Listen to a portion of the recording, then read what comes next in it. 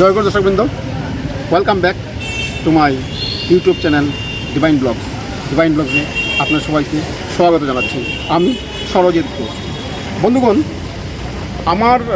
যেহেতু আমি বিলংস করি বরাক ভ্যালিতে, তো আমার কয়েকজন সাবস্ক্রাইবার আমার সাজেশন করছেন যে আমি আমার লোকাল ল্যাঙ্গুয়েজে ব্লগগুলো বানাইতে।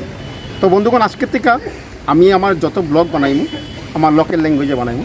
আপনারা সবাই আপনারা সহযোগিতার হাত আমার বাড়াই দিবা।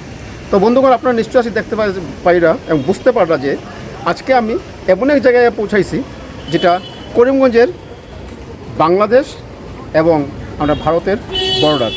তো আজকে আমি সরজিৎ ঘোষ আমার ডিভাইন ব্লগসের মাধ্যমে আপনাদের দেখাইবার চেষ্টা করলাম যে বাংলাদেশ এবং ভারতবর্ষের যে বর্ডার করিমগঞ্জে, সেই বর্ডার আমি আমার দর্শক ভাইয়ের আমার ক্যামেরা ভাইয়ের অনুরোধ করবো যে বাংলাদেশ যেটা আছে আমরা ভারতবর্ষের করিমগঞ্জের ওপার বাংলা যেটা, ওই বাংলাদেশটা আপনাদের ক্যামেরার মাধ্যমে উপভোগ করানোর লিগা আপনারা সবাই সঙ্গে থাকেন।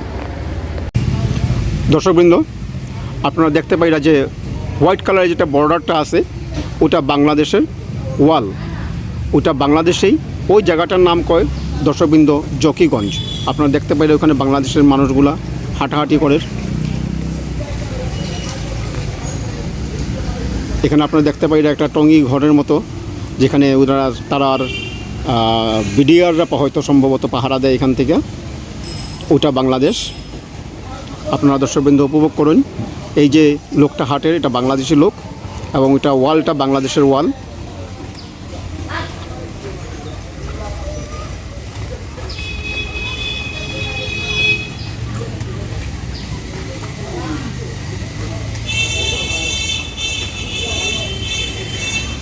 আপনারা উপভোগ করেন দর্শকবৃন্দ বাংলাদেশ। এই জায়গাটার নাম কয় জকিগঞ্জ। বাচ্চারা স্নান করে।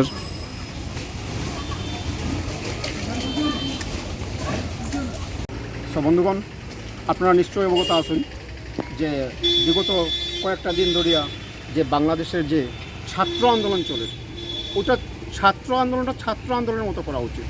ওটা নেহাতেই বর্বরতা। ছাত্র আন্দোলন এরকম হিংসাত্মক ঘটনা করা মোটেই আমার মতে ঠিক হয়েছে না।